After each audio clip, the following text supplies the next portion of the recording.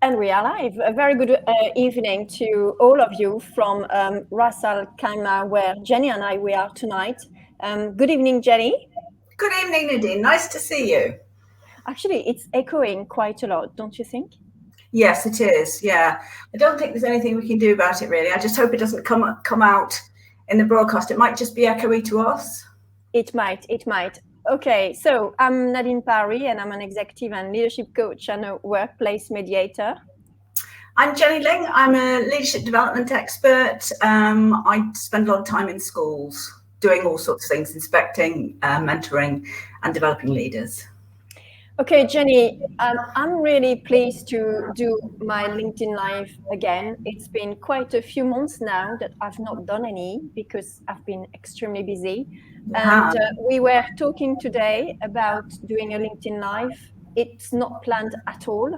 And we thought, shall we do it and talk about traveling internationally and how, we can make it safe, how it can be a successful trip, while we are on business trip. And we thought, okay, let's just do it without rehearsing and being authentic leader, and let's think about what we can do to make those international business travel successful and safe. So the first thing I want to say is that we are currently about an hour and 10 minutes away from Dubai, in a very nice hotel called The Cove.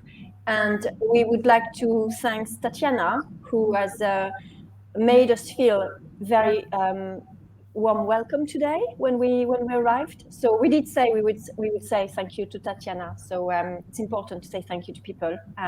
So here we are. Thank you very much, Tatiana, for making us very welcome and for really looking after us today. So, Jenny, traveling internationally, making it successful, making it safe. What do you think about that? The reason we decided to do this, I think, because 2 years ago in February, March, we were both involved in a project which was cut short because we had to come back. And I remember the sort of panic about getting out of the Middle East and being able to get home. And it was just at the very beginning of the pandemic. It was about a week before we locked down, and there was that great sense of panic. And since then, we've done a lot of work remotely, and it's been good because it's kept us in connection with people.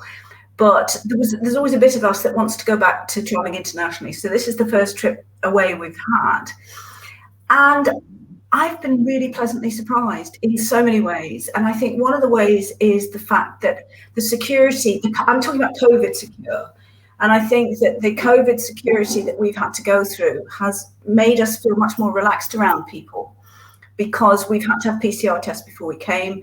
We have to be tested, PCR tested every week.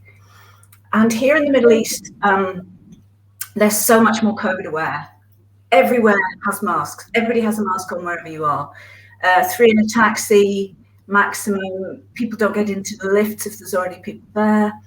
And I feel much safer here because I think that the government, which is quite directive, is actually ensuring the safety of their people.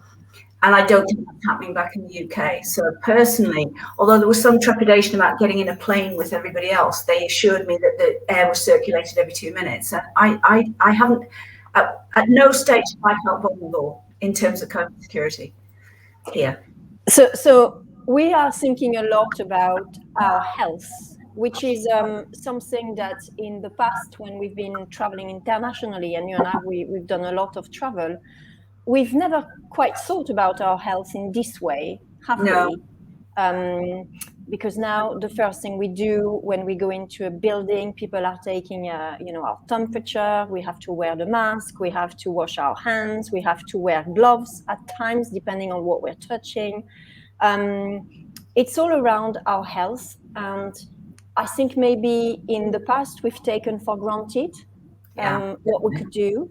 And now we are looking at how we can look after ourselves and look after others as well, aren't we? Because everything that we are doing has an impact on others. So what we're doing is not only for us, but it's also to protect others. Absolutely, absolutely. And I think it's that protecting others that I think that isn't happening in the UK so much. I mean, just to give you an example, I went to the theatre for the first time in 2 years last week, and there was no social distancing. And I remember cancelling some about just after lockdown because I just didn't feel happy. You had to have a mask on to go into the theatre. They were saying, please keep your mask on. And 30% of the people in the theatre just took theirs off. So, you know, my husband was sitting next to somebody without a mask. And I thought, well, how selfish.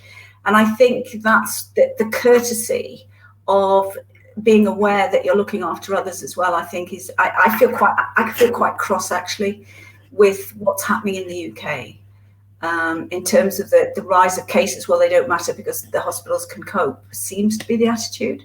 But I think as far as traveling internationally is concerned, this hasn't put me off at all.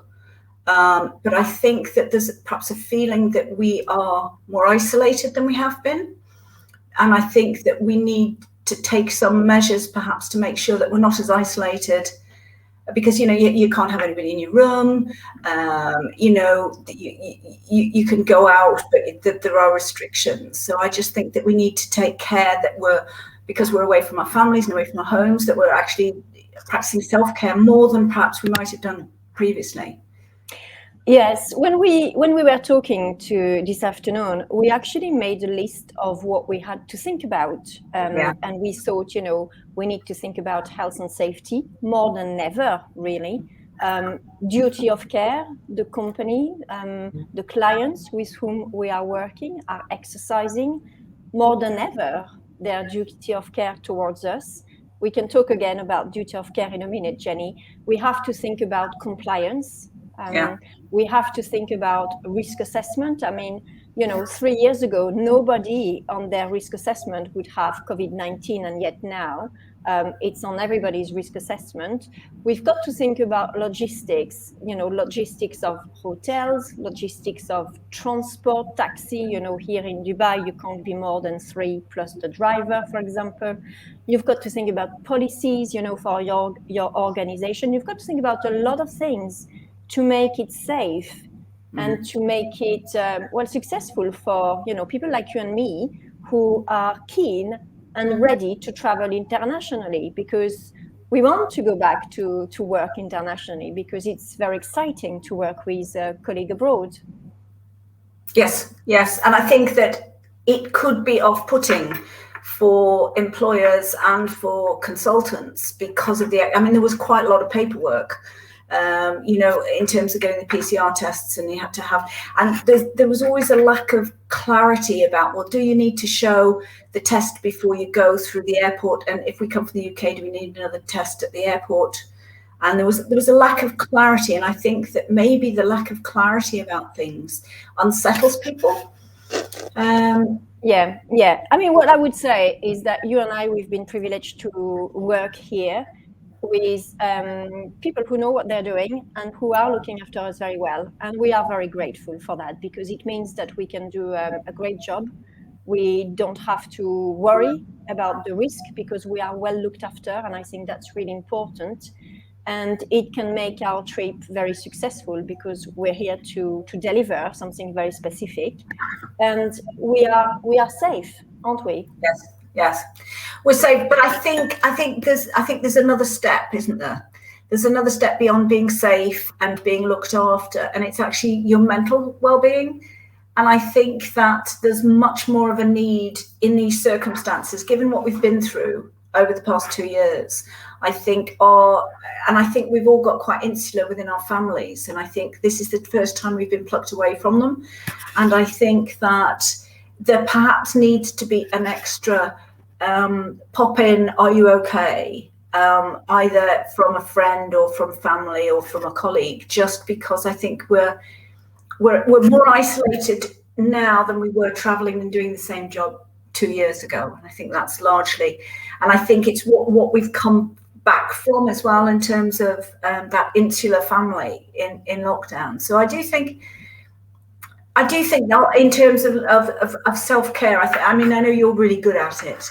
and I try to learn from you. But I think that looking after each other and looking after yourself, I think is really important. And I think if you haven't got somebody who does that, then I think it's a real challenge. We were talking this afternoon, Jenny, you and I, about what are we put in our suitcase to travel differently? I mean, how are we traveling now?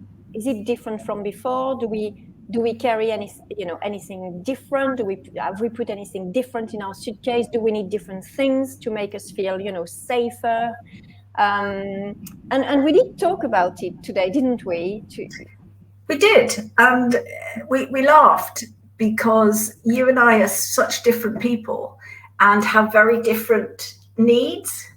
Yes. And have very different priorities. And I mean, it became quite trite. I mean, we did talk about the stuff that you bring, that you need, your laptops and all the stuff that you need professionally. But then there's that bit that makes you feel really important. And you talked about your products and things, that was something that you didn't like to travel without. And rather banally, my thing was I got very excited when I found Yorkshire tea bags in Carrefour, and yet I'm not a Brit abroad that has to eat everything British. But for me, the cups of tea just didn't wash. So for me, it had to be the tea bags. But I think that you're also aware of, I mean, obviously the culture. Sorry, I'm going to sneeze. Excuse me. Oops. You obviously have to be culturally aware, and also aware of the laws in the country that you're going to. And I think that the laws here are very different in terms of COVID. And I think wherever you travel, you have to respect those. And it's very easy to forget. If you're sitting in a restaurant, you have to put your mask on to go to the bar, for instance. Or if you're in a conference room, you've got to keep your mask on in the conference room, and then you've got to keep it on walking around the hotel. So I think it's the stuff that you need. You need enough masks to be able to wash them. I mean, to be quite prosaic, to wash them, or to have the disposables. So the mask is actually an absolute essential to have enough to last the trip. So when we were talking this afternoon, we thought about what have we put in our suitcase that we've never put before. How we're traveling differently now. I mean, we've got to think about the hand gel, the sanitation, and all of the gloves and everything. So is there apart from the tea bag, is there anything that you've put in your suitcase that you would never have put before because the world has changed? No, I think it's the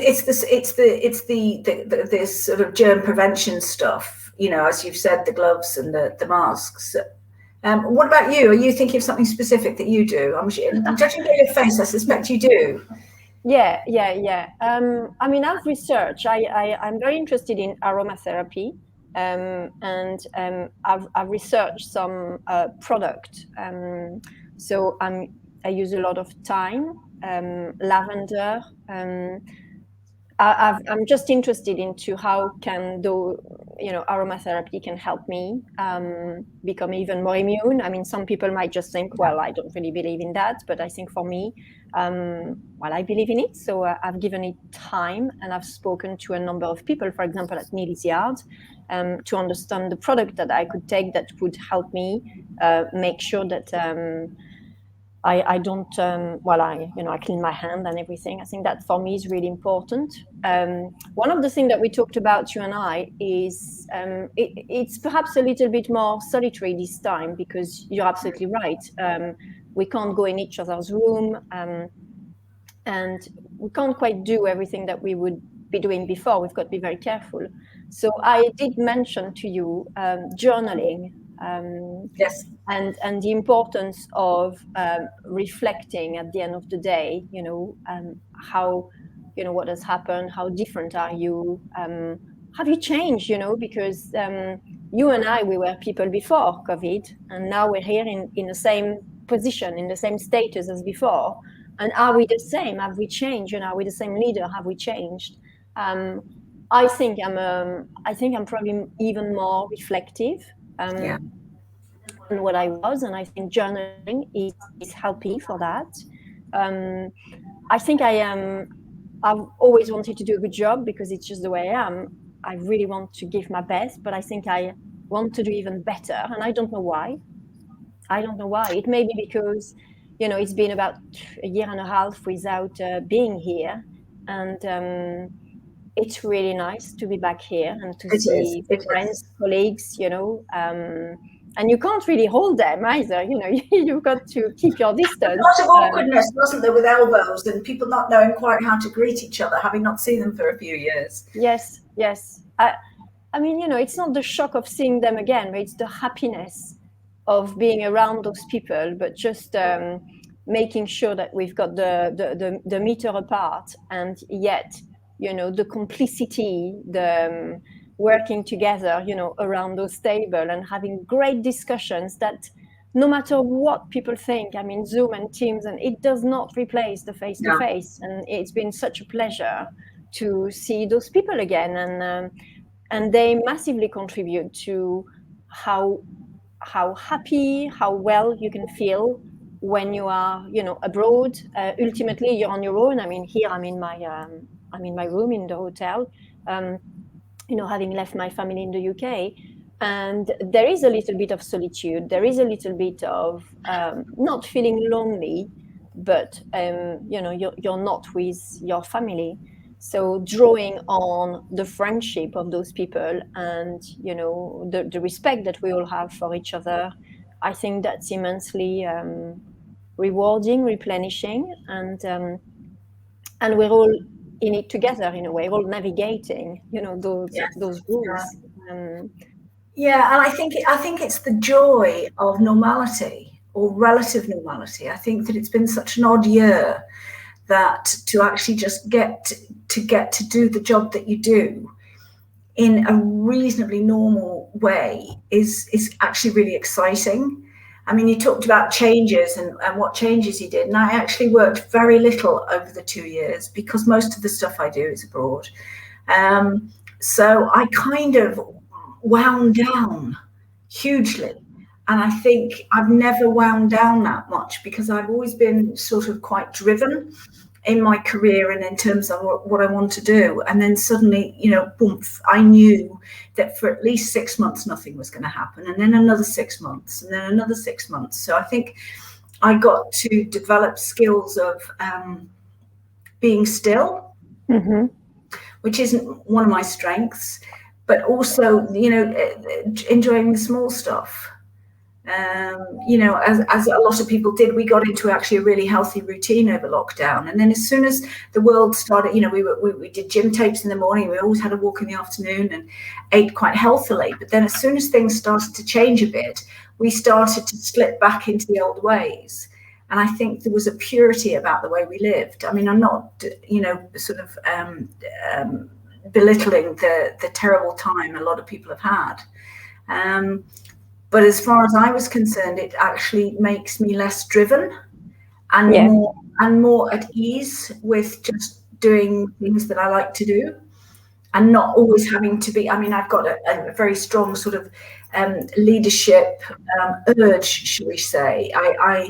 It's always been something about me that I like to run the show, or at least run the show with people who I understand and get. But now I'm very much, I can just be part of a team, which is actually a different viewpoint for me, really. And I'm finding it surprisingly rewarding. I don't have to be in charge. Yeah, you've learned, I mean, in a way, we've all learned to let go a little bit, haven't we? Yes. Because being a leader on Zoom or on Teams and being a leader, a face-to-face leader, isn't the same thing. Whatever we say, I mean, and we've done both. We've done both, and we've worked with clients around the world, on Zoom and on Teams, and it isn't the same thing at all than the face-to-face. The presence, the body language, and now it's quite interesting because we're actually relearning how to be face to face, aren't we? And we are navigating all those new rules that we have to to abide by, and yet we are discovering almost a new type of leadership, aren't we? Because more than ever, we have to think about health and safety. And also, when you are a leader, you have to think about it. More than ever now, we have to navigate it.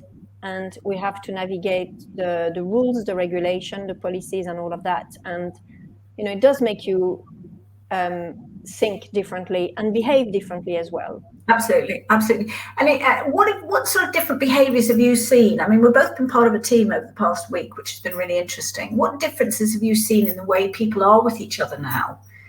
Do you think people have changed fundamentally in the way that they contribute to a team, or the way they are part of a team, or how they treat people? I think one of my observation, and certainly now the way I think, is that if I try to minimize the number of contact that I have with people. So where before I would have come and gone to ask a number of things, I'm a lot more I'm thinking in French at the moment. I don't know why, but I'm a lot more conscious about how many times I am going to come to them physically to ask them, a list of things that I need. I really try to. I think I've probably changed the way I work to minimize certain face-to-face. If I can just have one, I'll just have one.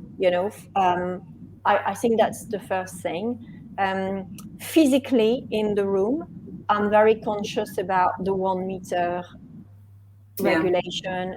I'm very conscious about the 3 in the taxi. Because we're in Dubai, so all of that has made me change and behave differently, for sure. What about you, Jenny? I think I have to keep reminding myself. I feel I've got sloppy. I feel that I keep forgetting about the 2 meters, and I'm listening to what you're saying about minimizing contact. And then I was thinking about a team of a few people going out each day in 2 taxis, but changing around who were in the taxis, which, if we'd really stopped to think about it, we should have all been in the same taxi each time. Although I do feel that there's a certain safety because we're being tested so regularly. And going into any kind of building, schools or libraries or hotels, then you're getting your temperature taken regularly, and it's not a difficult thing. It doesn't require any contact, and I think I find that reassuring. But I think I've got to be careful not to be too reassured, because it's a very real thing out there. Do you think that the way we have learned to speak to people on Zoom and on Teams has affected how we talk now when we are face to face with people? Do you mean talking and enunciating clearly? Yes. I mean, I think I find that anyway when you're working in an international team, that certainly the team tends to be Arabic and English speaking, and I think that we all, as English speakers, will moderate how we speak to people if it's not English as a first language. And that's in a way almost like how you enunciate more clearly when you're on Zoom. So there's a bit of the same sort of skill there, I think. But I think that it's you can tell that people who work internationally because they talk much more clearly. I mean, I find it all fascinating, and I think we've reflected, looking back on this week, and thought about the things that have changed and the things that are better, and the things that perhaps aren't so good. What would you say was the positives that have come out for you that are better now than they were before? I think I don't take, there's a number of things that I don't take for granted. Yeah. I'm a lot more alert, although I was, as an ex-head teacher, I was always alert to health and safety risk assessment. I was driven by those plans. Everything was always in place. But I'm a lot more conscious. It's not an obsession. Yeah, but it's really there. I think about it a lot. So there is that. I'm a lot more aware of the rules that we have to follow, and different countries we have. It's different in different countries. So depending on which time zone you are learning about the rules and the regulation, which is important, and also how you can exercise, how you can protect people, how you can exercise your duty of care. I think it's more than ever important. Because we are all taking a risk by traveling, aren't we? I mean, you and I, we know we've both had the 2 jabs, and yet we hear a lot of people who do get COVID. So we're still not 100% immune against it, and we have taken more risk by traveling. There is absolutely no doubt about it, right? And one of the questions that I was asked is, why do you want to do that? Why do you want to travel when you could happily sit at home and work from home and just stay in the UK? Well, if I say, given the work that we are doing, despite the fact that we're not going to go in depth with what we are doing, I think that we still need to continue to do the work that we are doing, and we still need to have find some kind of normality of going back on site, and actually be on site. I think that's very important. And if we take all the precautions, if we are abiding by the rules, and then we minimize the risk. We are never protected, that's one thing for sure, but I think to make a difference in the world, to try to support people who need our help and our expertise and our talents and everything else. I mean, maybe it's terrible what I'm going to say, but I think it's it's worth taking the risk, given that I've done everything I could to protect myself. I mean, there's nothing else I can do. I'm going to get my 3rd jab when I get back to England. I'm very conscious about what I must do, and I do all of those things I fully respect. But I think it's important for me, it's important to go back to supporting those people who there's a moral purpose. There's a moral purpose, isn't there, that's behind, that underpins what we do. And I think that it's been a kind of, well, for me anyway, I feel it's been quite an egocentric existence, and I do have years and years of expertise that it has been lying dormant, and it's really nice to be able to feel that you can come here and actually have an impact on what's happening. So it is rewarding. And I think sometimes you think when the chips are down, you've been working really, really hard, and you think, why am I still doing this? And I think that there is a sort of self-doubt, because it was quite a brave decision in some ways to decide to go. Yes. Because there were no guarantees. I think we've talked about this, is our horror is that we end up being in quarantine in a hotel room on your own for 10 days, which would not be good. And I think that we've made that decision to come, and we have come. And I think that there are great joys in what we do that are still coming through. And I think that's why we do what we do. So, I mean, I certainly haven't regretted coming out. But it was touch and go at one stage whether this was something I was prepared to take a risk. But actually, I think it's much less of a risk than I thought it would be. And I think I find that quite reassuring. Yeah, I mean, I'm not a scientist, and on the balance of probability, getting COVID while we're in the UK vis-a-vis getting COVID while we're here, I don't know, the difference in risk, I have to say. But I think that it's good to be back here, for sure. It's good to see our colleagues. It's good to see our friends, because you and I, we have a lot of friends here. And it's good to be back and making a difference, and making a difference and navigating a post-pandemic where we can hopefully, and maybe I'm speaking out of turn, but maybe where we can build a better world, you know, because well, our children, the children of the future, you know, a generation which will have experienced huge adversity over the last 2 years. We are helping move forward. Hopefully. And for me personally, it's really important. Yeah, so yeah.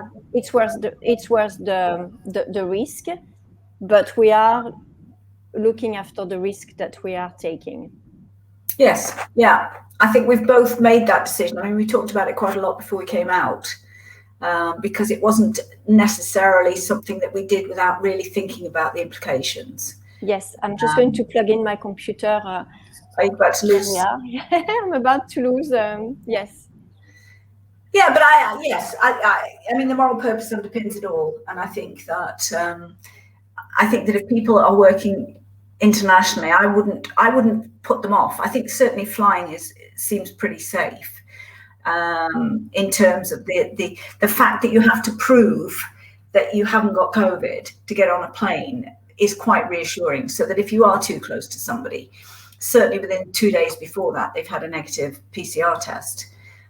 So I think we weighed the risks and balances quite carefully, but I think that we're also conscious that we need to be more aware of each other, not just you and I, but other people as well, in terms of well-being, and just making sure that the people that we're with are okay. And I think also actually the teams that we work with have been, you know, they're all very experienced, but I think that anybody coming out and working out in this way for the first time, I think would perhaps find it more of a challenge. But I wouldn't say no. At one stage I thought I'll never get in a plane again, but I'm glad I did, and actually it was fine. It was fine. So Jenny, we said that today we would talk about, you know, what can we do, what can you do to make working internationally safe and successful again? If you had to give one piece of advice to, you know, the people who are listening to us, what would you say? One piece of advice. I was kind of expecting you to say that, and now that you've said it, I can't really think of the answer. I'll flip it back to you. What would your advice be, and then I'll have a think about what mine might be. My advice would be that providing you are taking all the necessary steps for yourself, that it's okay to start traveling. You know, providing that you've had your vaccination and that you are fully aware of the risk assessment, you know, in the country in which you are traveling to. Yes. The compliance, the logistic of everything, and providing that you know that roadmap, you know, of what's going to happen once you get to the airport and the hotel and the organization where you are working and the people around you. Providing you're aware of all of that, I think it's okay to make a decision. I think it's giving you enough to make the decision, to make an informed decision to travel and then to enjoy it. Yes. You know, because there is no point traveling and working abroad again if you live in fear of getting COVID all the time. I mean, that is a no.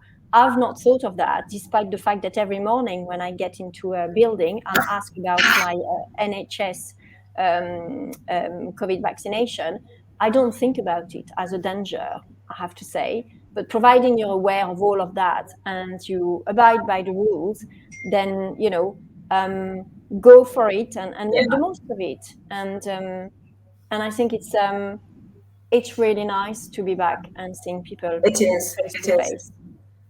is. And I think thinking about what you're saying, it can sort of be encapsulated in do your research and make sure that you've found out everything that you need to find out, and then make that decision as you've just said.